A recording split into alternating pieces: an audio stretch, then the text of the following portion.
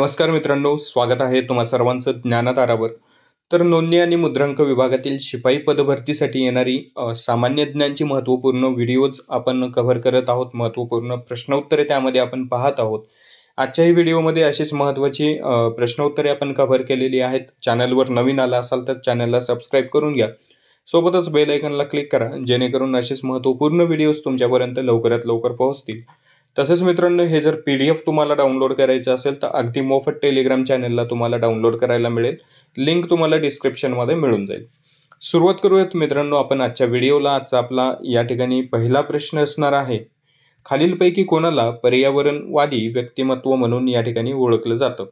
तर बघा, बरोबर उत्तर असणार आहे आपलं पर्याय क्रमांक 3, सुंदरलाल बहुगुणा यांना पर्यावरणवादी व्यक्तिमत्व म्हणून ओळखलं जातं. तर का बरं म्हणलं जातं यांना पर्यावरणवादी व्यक्तिमत्व? कारण चिपको आंदोलनाशी संबंधित अजून एक प्रश्न तुम्हाला विचारला जाऊ शकतो परीक्षेमध्ये, की चिपको आंदोलनाशी संबंधित खालीलपैकी व्यक्तीचे नाव काय? तर यांनी चिपको आंदोलन केलेलं आहे. कशासाठी हे आंदोलन केलेलं आहे? तर झाडांचं रक्षण करण्यासाठी यांनी हे आंदोलन केलं होतं. त्यानंतर हे आंदोलन कोणत्या ठिकाणी केलं होतं चिपको आंदोलन? तर उत्तराखंड राज्यामध्ये. उत्तराखंड या राज्यामध्ये यांनी हे चिपको आंदोलन जे आहे केलं होतं. याच्यानंतर जर आपण बघितलं तर सुंदरलाल बहुगुणा यांचा जर जन्म आपण बघितला तर या ठिकाणी 9 जानेवारी 1927 9 जानेवारी 1927 ला यांचा जन्म झालेला आहे. तसंच यांचा जर मृत्यू पाहिला आपण तर 21 मे 2021 21 मे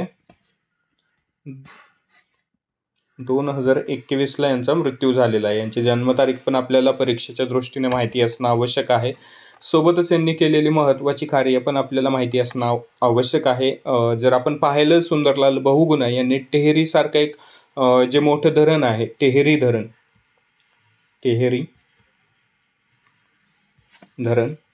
तर या धरणाला पण यांच्याकडून विरोध करण्यात आला होता. 1995 मध्ये हा जो विरोध आहे सुंदरलाल बहुगुणा यांच्याकडून करण्यात आला होता. कारण या धरणामुळे कुठंतरी पर्यावरणाला धोका निर्माण होऊ शकतो.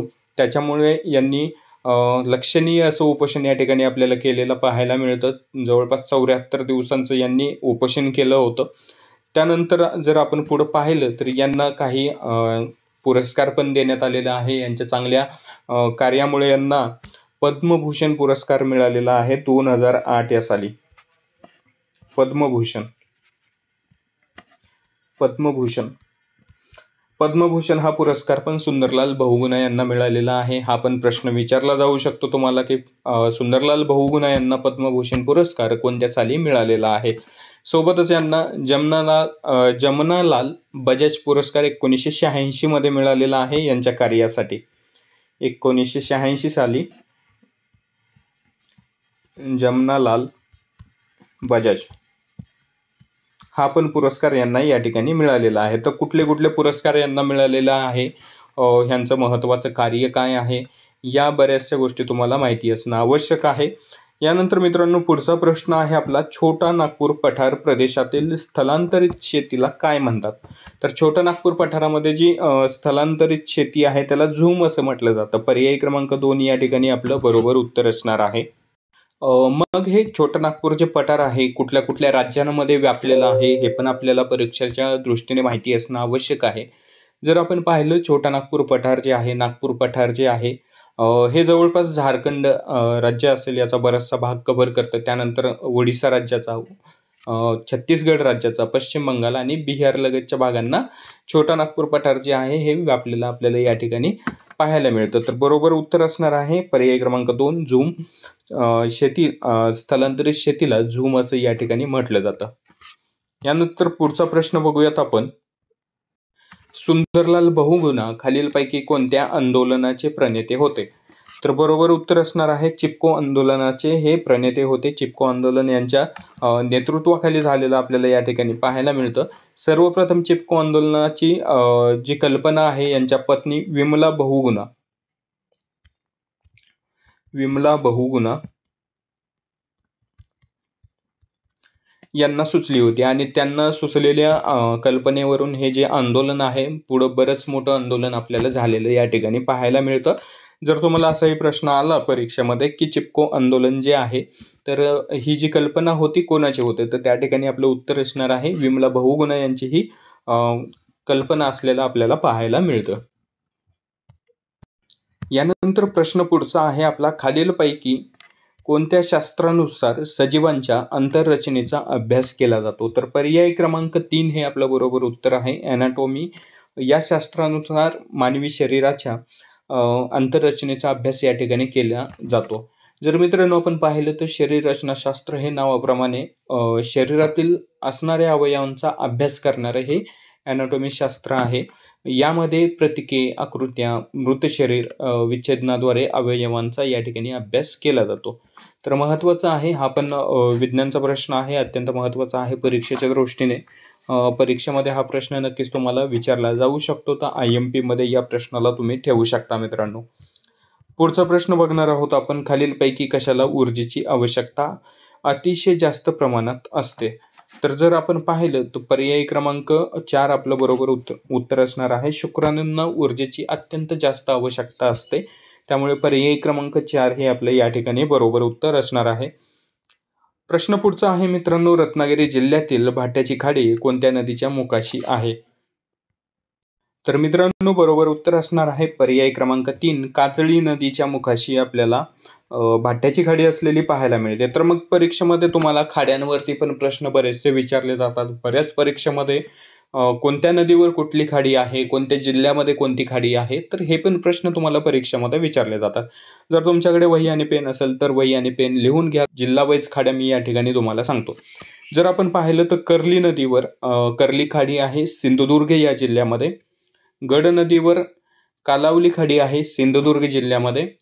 आचरा नदीवर आचरा खाडी आहे सिंधुदुर्ग जिल्ह्यावर. आणि देवगड नदीवर देवगड खाडी आहे सिंधुदुर्ग जिल्ह्यामध्ये. तर या 4 खाड्या आपल्याला सिंधुदुर्ग जिल्ह्यामध्ये असलेल्या पाहायला मिळतात. कर्ली, कालावली, आचरा आणि देवगड या सिंधुदुर्ग जिल्ह्यामध्ये असलेल्या आपल्याला पाहायला मिळतात. त्याच्यानंतर जर आपण पाहिलं तर शुक्र नदीवर विजयदुर्ग खाडी आणि सावित्री नदीवर बाणकोट खाडी आपल्याला रत्नागिरी आणि सिंधुदुर्ग जिल्ह्याच्या बाउंड्रीवर आपल्याला पाहायला मिळतं.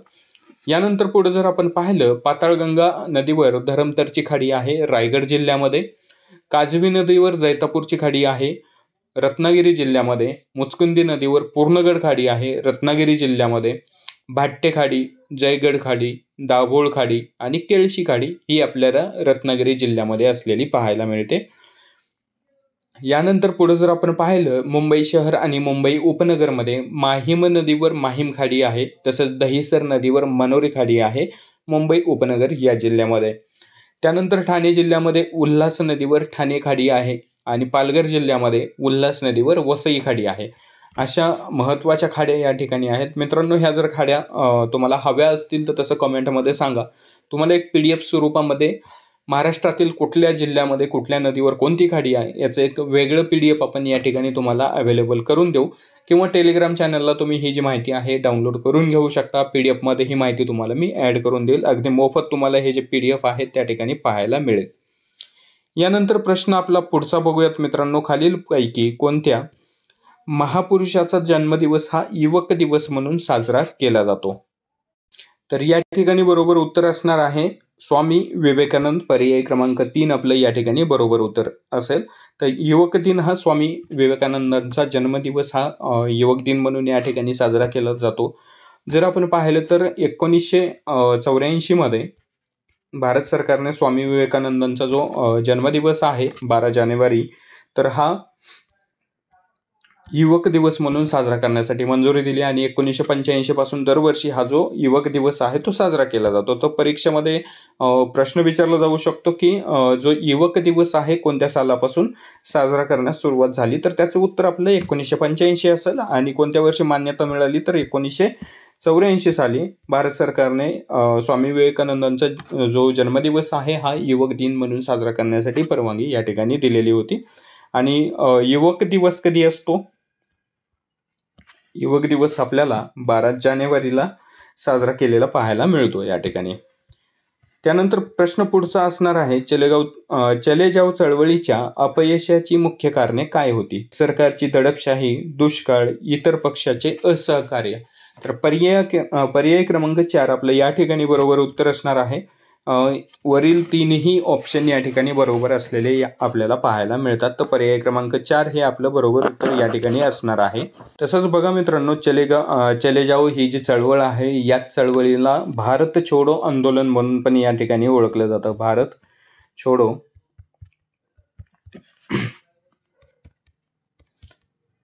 भारत छोडो आंदोलन या नावाने पण ओळखलं जातं. तर या चले जाओ चळवळीची सुरुवात कधी झाली होती, तर 8 ऑगस्ट 1942. 8 ऑगस्ट 1942ला चले जाओ चळवळीची या ठिकाणी सुरुवात झालेली पाहायला मिळते आपल्याला. चले जाओ चळवळीचं नेतृत्व कोण केलं होतं, तर महात्मा गांधी यांनी चले जाओ चळवळीचं नेतृत्व या ठिकाणी केलेलं आपल्याला पाहायला मिळतं. तर सुरुवात कुठून झाली होती या चळवळीला, तर मुंबई या ठिकाणी चले जाओ चळवळीला सुरुवात झालेली आपल्याला पाहायला मिळते. त्यानंतर मित्रांनो, पुढचा प्रश्न आहे आपला, महानदी व गोदावरी नदी दरम्यान खालीलपैकी कोणते सरोवर स्थित आहे? तर या ठिकाणी उत्तर असणार आहे पर्याय क्रमांक ए, चिल्का सरोवर. हे महानदी आणि गोदावरी नदी दरम्यान असलेलं आपल्याला पाहायला मिळतं. तर चिल्का सरोवराबद्दलची अत्यंत महत्त्वाची माहिती पण आपल्याला असणं आवश्यक आहे. कोणत्या राज्यामध्ये येतं, तर ओडिसा या राज्यामध्ये चिल्का सरोवर असलेलं आपल्याला पाहायला मिळतं. त्यानंतर पुढे आपल्याला पुरी, खुर्दा आणि जंगम जिल्ह्यामध्ये पसरलेलं आहे. कोणत्या जिल्ह्यामध्ये पसरलेलं आहे, तर पुरी, यानंतर खुर्दा आणि जंगम या 3 जिल्ह्यामध्ये हे जे धरण आहे हे पसरलेलं आपल्याला या ठिकाणी पाहायला मिळतं. यानंतर बऱ्याच परीक्षेमध्ये महत्त्वाचा प्रश्न या ठिकाणी विचारला जातो की भारतातील सर्वात मोठे खाऱ्या पाण्याचे सरोवर कोणते आहे, तर चिल्का सरोवर हे भारतातील सर्वात मोठे खाऱ्या पाण्याचं सरोवर असलेलं आपल्याला पाहायला मिळतं. सोबतच महाराष्ट्रामध्ये एक सरोवर आहे मित्रांनो, त्याच्याबद्दल बरेचसे प्रश्न तुम्हाला परीक्षेमध्ये विचारले जातात. सरोवराचं नाव आहे लोणार सरोवर. उल्कापातापासून तयार झालेलं हे सरोवर आहे. याच्याबद्दल बरेचसे प्रश्न परीक्षेमध्ये तुम्हाला विचारले जातात. सर्वात लहान खाऱ्या पाण्याचं सरोवर म्हणून याच्याकडे ओळखलं जातं. सर्वात लहान खाऱ्या पाण्याचं सरोवर. तर हा पण प्रश्न तुम्हाला परीक्षेमध्ये विचारला जाऊ शकतो. तर मित्रांनो, पुढचा प्रश्न आहे आपला, भारतात सर्वप्रथम व्यापाराच्या उद्देशाने कोण आले होते? भारतामध्ये सर्वप्रथम व्यापाराच्या उद्देशाने कोण आलं होतं? तर या ठिकाणी बघा मित्रांनो, बरोबर उत्तर असणार आहे पोर्तुगीज हे भारतामध्ये सर्वप्रथम व्यापाराच्या उद्देशाने आले होते. सर्वात शेवटी जाणारे पण पोर्तुगीजच होते मित्रांनो. हे पण परीक्षेमध्ये विचारलं जाऊ शकतो की क्रम तुम्हाला विचारला जाऊ शकतो. व्यापाराच्या उद्देशाने बाहेरील जी सत्ता आहेत ह्या भारतामध्ये कुठल्या क्रमानुसार आल्या होत्या? अगोदर कोण आलं होतं? पोर्तुगीज आले होते. पोर्तुगीजांच्या नंतर कोण आलं होतं? त्यानंतर कोण आलं होतं? आणि सर्वात शेवटी कोण आलं होतं? तर हा पण क्रम तुम्हाला परीक्षेमध्ये विचारला जातो. तर सर्वप्रथम आले होते पोर्तुगीज आणि सर्वात शेवटी गेले पण कोण? पोर्तुगीज. तर पर्याय क्रमांक 2 आपलं या ठिकाणी बरोबर उत्तर असणार आहे. त्यानंतर जर आपण पाहिलं तर 1498 मध्ये वास्को दी गामा, आपल्या सर्वांना नाव माहितीच आहे. वास्को द गामा या पोर्तुगीज खलाशाने कालिकत येथील बंदरामध्ये आपलं सर्वप्रथम भारतामध्ये आगमन केलं होतं, कालिकतच्या बंदरामध्ये. आणि इथूनच मग नंतर परकीय सत्ता जे आहेत भारतामध्ये येण्यास सुरुवात झालेली आपल्याला या ठिकाणी पाहायला मिळतं. तुम्हाला हे पण विचारलं जाऊ शकतं की सर्वप्रथम कोणता युरोपियन व्यक्ती भारतामध्ये आला होता, तर वास्को दी गामा हे आपलं या ठिकाणी बरोबर उत्तर असणार आहे. प्रश्न क्रमांक पुढचा आहे आपला, राज्यसभा जनतेपेक्षा राज्याचे नेतृत्व करते हे विधान कसे आहे? तर हे विधान जे आहे मित्रांनो पूर्णतः बरोबर आहे. राज्यसभा जी आहे राज्यांचं नेतृत्व या ठिकाणी करत असते. प्रश्न क्रमांक पुढचा आहे, भारतीय संविधानामध्ये सद्यस्थितीला एकूण किती कलमे आहेत? जर आपण पाहिलं भारतीय संविधानामध्ये आता एकूण 448 एवढी कलमे आहेत. बरोबर उत्तर आहे पर्याय क्रमांक 1, 448. यानंतर पुढचा प्रश्न आहे आपला, घटना दुरुस्ती विधेयकासाठी कोणाची संमती घेणे आवश्यक आहे?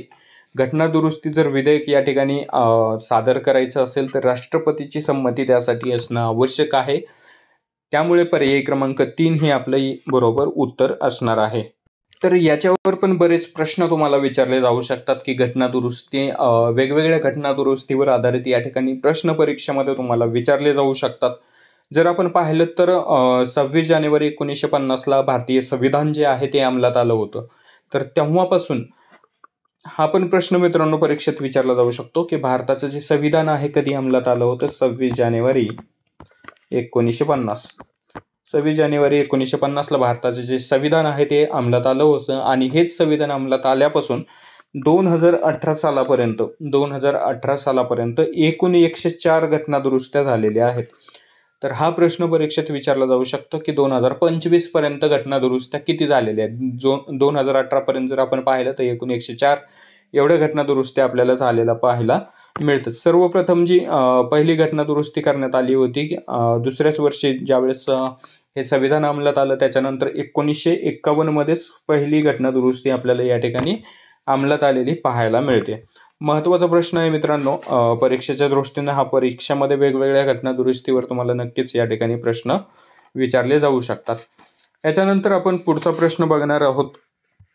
कोणत्या सिंचन पद्धतीमध्ये बाष्पीभवन हे सर्वाधिक जास्त वेगाने होते?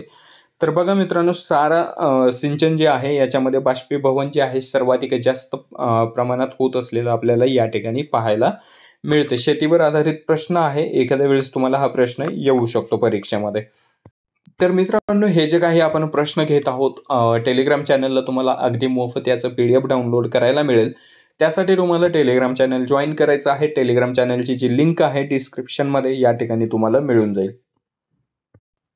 तर आपण जर या ठिकाणी बघितलं मित्रांनो, तो वेगवेगळ्या सिंचन पद्धती आहेत, ज्याच्यामध्ये तुषार सिंचन असेल, ठिबक सिंचन असेल, फवारा सिंचन असेल. तर हे पण माहिती असणं आवश्यक आहे की सिंचनाच्या कुठल्या कुठल्या पद्धती आहेत, याच्यावर पण प्रश्न परीक्षेच्या दृष्टीने महत्त्वाचे आपल्याला ठरू शकतात. यानंतर पुढचा प्रश्न आहे, लाळ स्रवणारी सर्वात मोठी ग्रंथी कोणती आहे? तर बघा मित्रांनो, बरोबर उत्तर आहे कर्णमूल ही जी ग्रंथी आहे. तर लाळ स्रवणारी सर्वात मोठी ग्रंथी म्हणून याच्याकडे पाहिलं जातं. विज्ञान विषयाचा प्रश्न आहे. परीक्षेच्या दृष्टीने महत्त्वाचे प्रश्नच आपण कव्हर करत आहोत, त्याच्यामुळे प्रश्न जे आहेत लिहून घ्या किंवा PDF डाउनलोड करून त्याचा अभ्यास तुम्ही करू शकता. यानंतर प्रश्न पुढचा आहे, खालीलपैकी कोणाचा घटना समितीमध्ये समावेश नव्हता? तर जर आपण बघितलं तर घटना समितीमध्ये बॅरिस्टर जिनाचा समावेश नसलेला आपल्याला या ठिकाणी पाहायला मिळतं. पंडित नेहरू असतील, बाबासाहेब आंबेडकर असतील, सरदार वल्लभभाई पटेल असतील, या सर्वांचा घटना समितीमध्ये समावेश होता.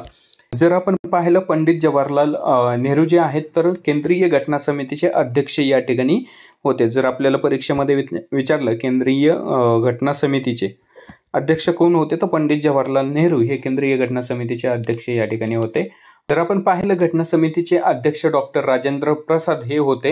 घटना समितीमध्ये सदस्य कोण कोण होते, तर Alladi Krishnaswamy Iyer, N Gopalaswamy Iyengar, doctor Babasaheb Ambedkar, Kanhaiya Lal Munshi, Syed Mohammed Sadulla, BL Mittal आणि DP खेतान या 7 जणांची नावे सदस्य म्हणून या ठिकाणी घटना समितीसाठी देण्यात आली होती.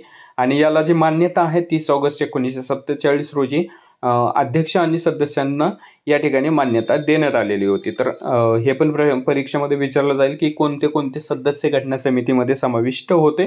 तर त्याच्या जर आपण त्या गोष्टीचा विचार केला तर हे पण जे महत्त्वाचा मुद्दा या ठिकाणी ठरू शकतो परीक्षेमध्ये, याच्यावर पण एखादा प्रश्न तुम्हाला या ठिकाणी विचारला जाऊ शकतोच.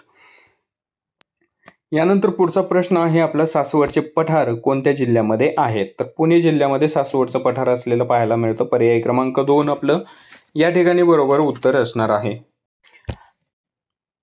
तर मग जर आपण पाहिलं की महाराष्ट्रामध्ये वेगवेगळी पठारं आहेत, तर कोणती कोणती पठारे आहेत हे पण आपल्याला माहिती असणं आवश्यक आहे. ज्याच्यामध्ये जर आपण पाहिलं तर दख्खनचं पठार आहे, पश्चिम घाट आहे, सातपुडा पर्वतरांग आहे, कळसुबाई शिखर आहे, जे की महाराष्ट्रातील सर्वात उंच शिखर म्हणून या ठिकाणी आपण ओळखतो. हरिश्चंद्र बालाघाट शिखर आहे या ठिकाणी.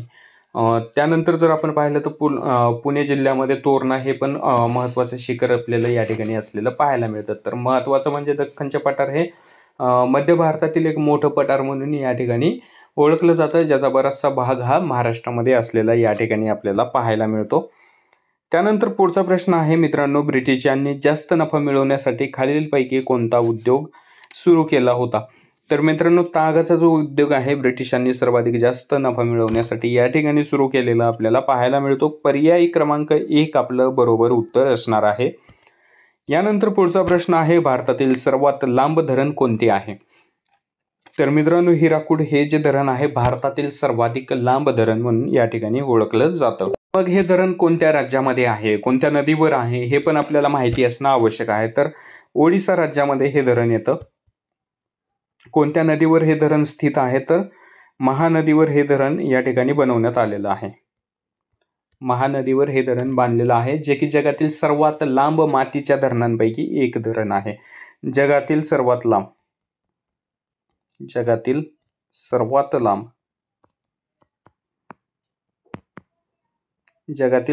लांब धरण म्हणून याच्याकडं पाहिलं जातं. तर जवळपास आपण जर पाहिलं, धरणाची जी लांबी आहे 25.8 किलोमीटर एवढी असलेला आपल्याला पाहायला मिळतं. 25.8 किलोमीटर. परीक्षेमध्ये प्रश्न विचारला जाऊ शकतो की हिराकोड धरणाची एकूण लांबी किती आहे, कोणत्या नदीवर आहे, कोणत्या राज्यामध्ये आहे, उंची किती मीटर आहे. जर आपण उंची पाहिली धरणाची तर 60 मीटर एवढी उंची असलेली आपल्याला पाहायला मिळते.